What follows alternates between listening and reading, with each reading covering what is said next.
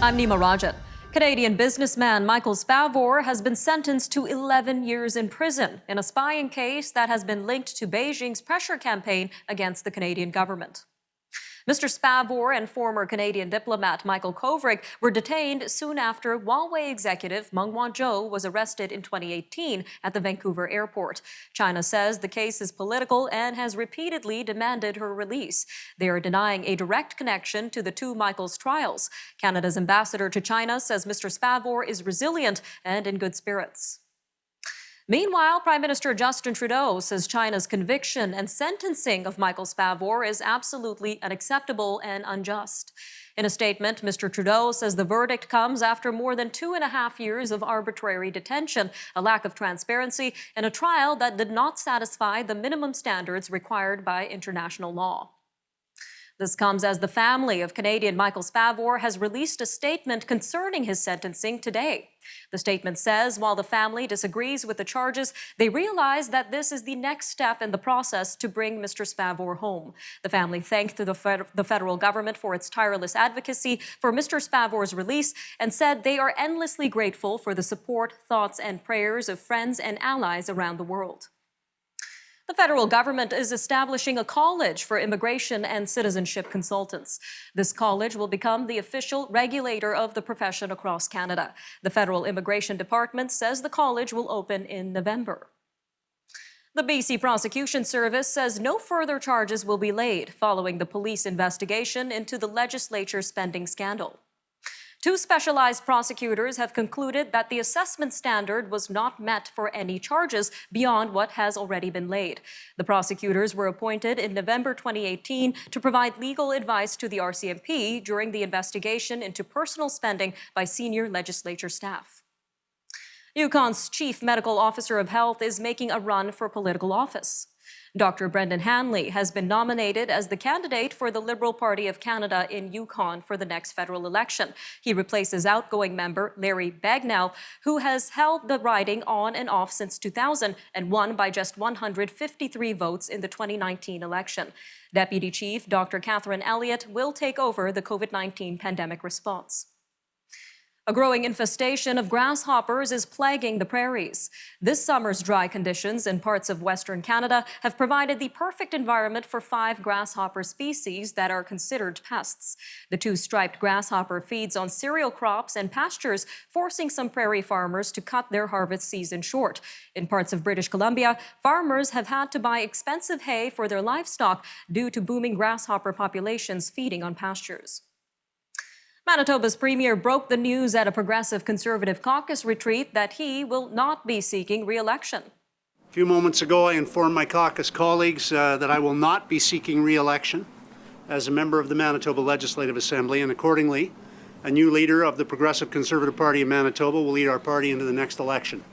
Brian Pallister says he told his caucus members that a new leader is needed to carry the banner forward into the 2023 provincial vote. The federal government has quietly shelled out more than $900 million to a Quebec shipyard for 3 second-hand icebreakers. The ships were originally billed as costing only $600 million when the deal was announced 3 years ago. Fisheries and Oceans Canada says the additional $300 million is required to convert and refit the 3 icebreakers for use by the Canadian Coast Guard. Labrador's Innu Nation has launched a lawsuit against provincial and federal governments over the Muskrat Falls hydroelectric project. The Innu Nation says it was kept in the dark about the $5.2 billion deal between Ottawa and the Newfoundland and Labrador governments to cover the costs of the project. The nation says it was promised benefits because the project is on Innu land, adding that the latest deal announced 2 weeks ago leaves the Innu Nation with nothing. Grand Chief Etienne Rich says neither Ottawa nor Premier Andrew Furey have responded to his demands for information, so he has filed a lawsuit with the province's Supreme Court. Provincial observers in Nova Scotia say there is the potential for surprises during next Tuesday's provincial election. Tom Urbaniak, a political scientist at Cape Breton University, says the situation is quite fluid for the 3 main parties. Laurie Turnbull, political scientist at Dalhousie University, said there could be surprises due to the creation of 4 new ridings and an expected lower voter turnout. All right, stay with us. As a new Moderna facility is set to be built in Canada, will it be enough to stamp out future pandemics? We'll have our weekly medical segment with Dr. Abhishek Raut coming up next after the break. And then, of course, more news from around the world on Forum Daily. So stay tuned. We'll be right back after these short messages from our sponsors.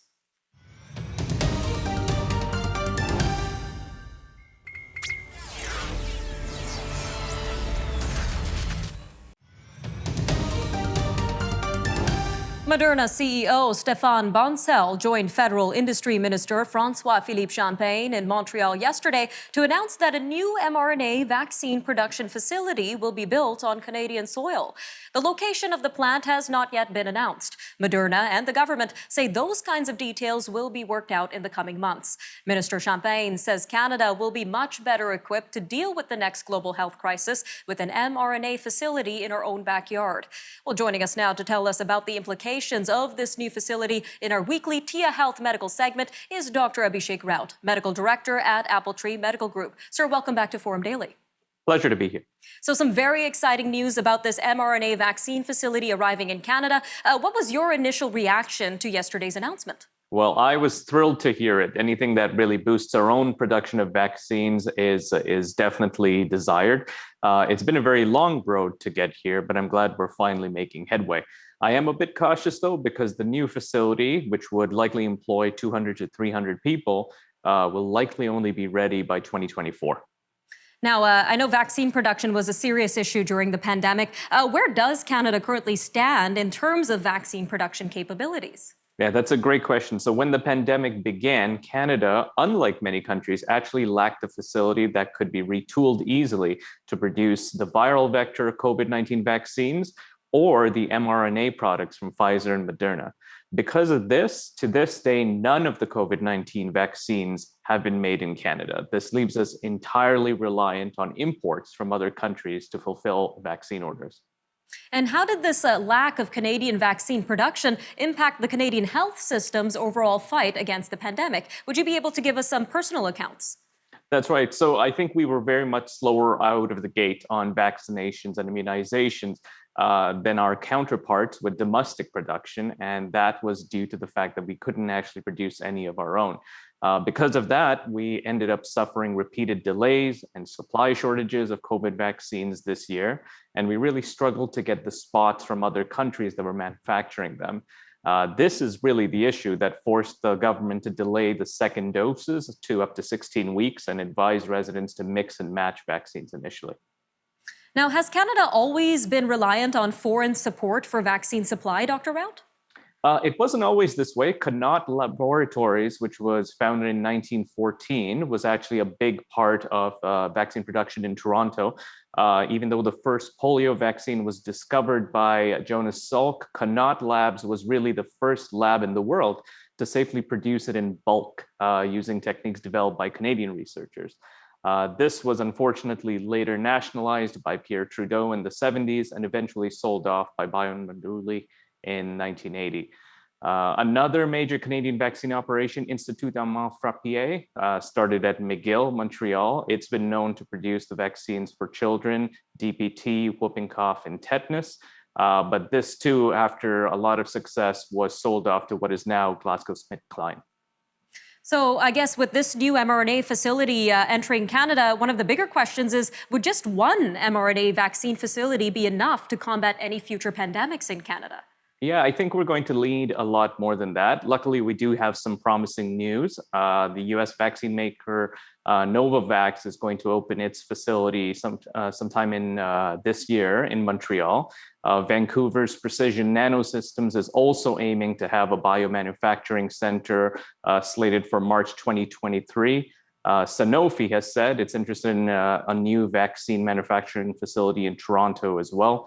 And then finally, Resilience Biotech, which is going to have a facility in Mississauga, would really allow the company to manufacture up to 650 million doses of mRNA vaccines a year. Just a little over a minute, Dr. Raut, but I really want to dig deeper into these types of vaccines. So this is going to be an mRNA vaccine facility. What are the benefits of mRNA vaccines compared to other vaccines, such as viral vector ones? Right. So the Pfizer, BioNTech, and Moderna vaccines are the mRNA vaccines, which use technology to basically get the body to produce the protein that then it becomes the catalyst for its antibodies there.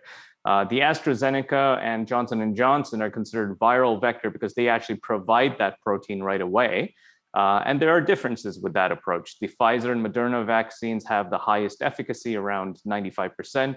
We see the lower efficacy, 60 to 70% in AstraZeneca and Johnson & Johnson.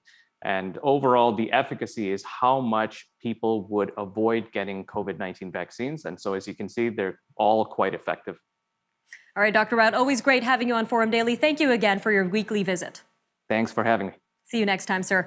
All right, up next, we take a look at the connection between the world of investing and building relationships with your investment advisors. Our finance segment with Brendan Caldwell from Caldwell Securities Limited coming up next.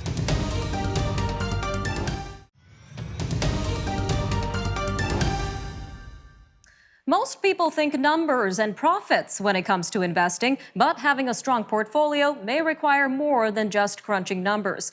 One key factor to success involves the relationships you build with your investment advisor.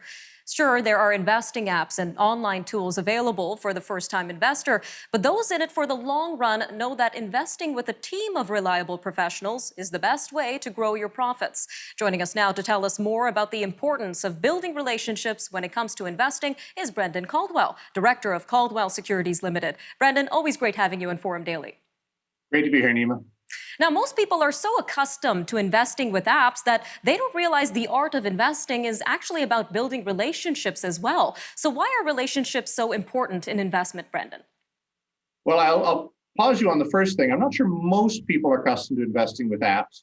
Most people, I think, would rather have dental surgery than think about their money. But to have someone who can, at the very least, help you articulate why you're investing, what you hope to achieve from it, and thereby work backwards into what are the best investments for you, given what you want your money to do for you, that can be a very helpful exercise.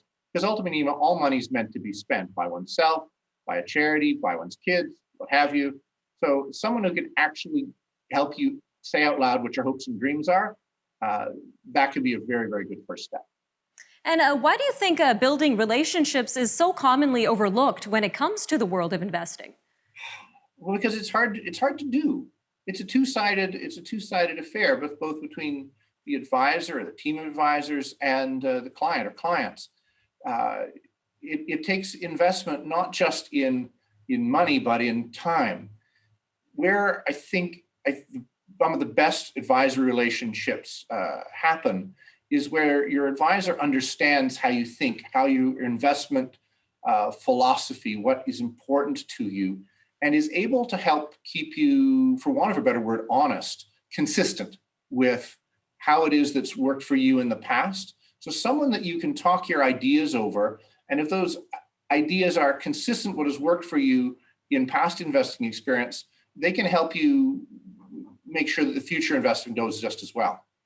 And to add to that, you often talk about a team environment when it comes to investing. So can you tell us a little bit more on what team relationships with clients can look like?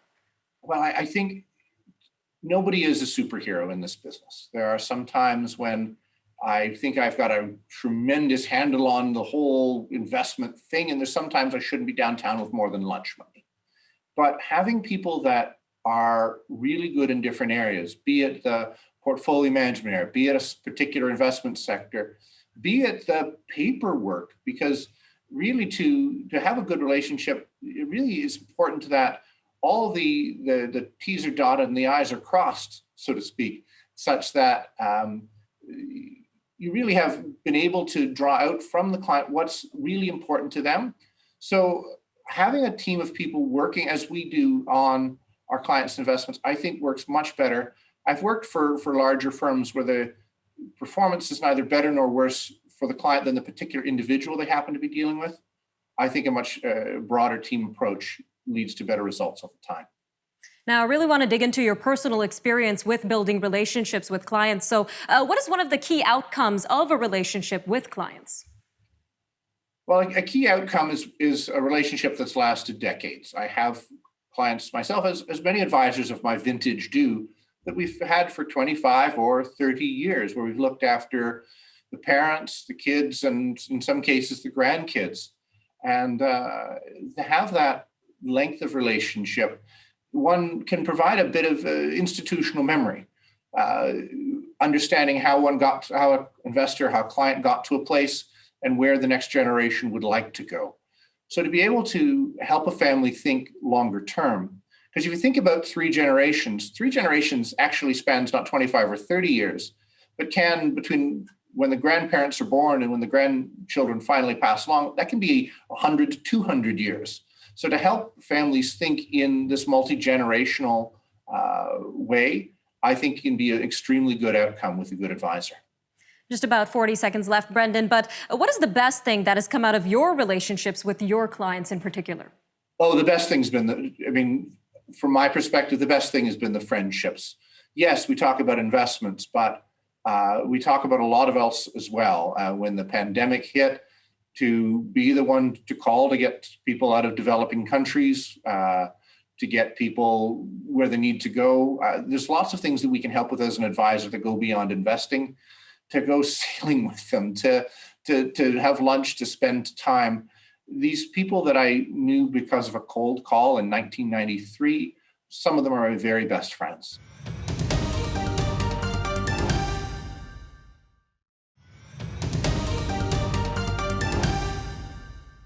The U.S. Senate's $1 trillion bipartisan infrastructure plan was passed yesterday.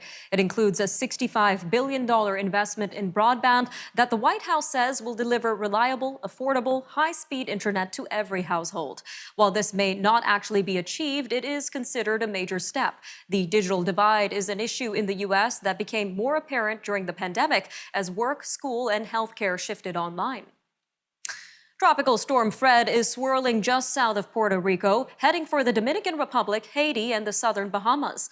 Experts warn that heavy rains could cause dangerous flooding and mudslides. After a quiet month of no named storms in the region, Fred became the 6th named storm of this Atlantic hurricane season. A Colombian tribunal that investigates war crimes says the country's largest guerrilla group recruited thousands of children. The Special Jurisdiction for Peace said the Revolutionary Armed Forces of Colombia, or FARC, recruited at least 18,600 children over a 20-year period. The children were recruited between 1996 and 2016 before the group was demobilized. The tribunal said it will call on former leaders of FARC to testify. Officials say the Taliban seized 3 more provincial capitals in Afghanistan in a blitz across the northeast.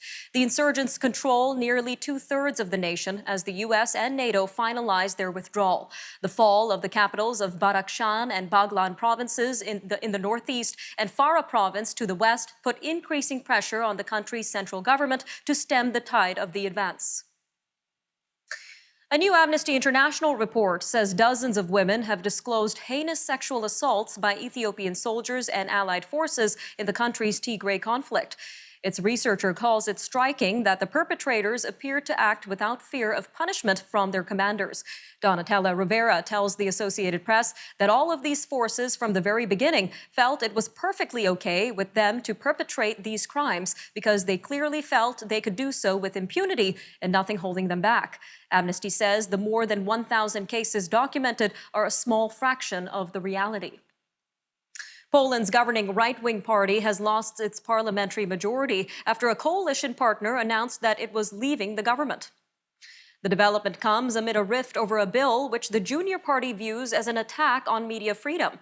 On Tuesday, Prime Minister Mateusz Morawiecki kicked out a deputy prime minister who is the head of that party. The small party said Wednesday that it was formally leaving Mr. Morawiecki's government, taking with it the coalition's slim majority in parliament.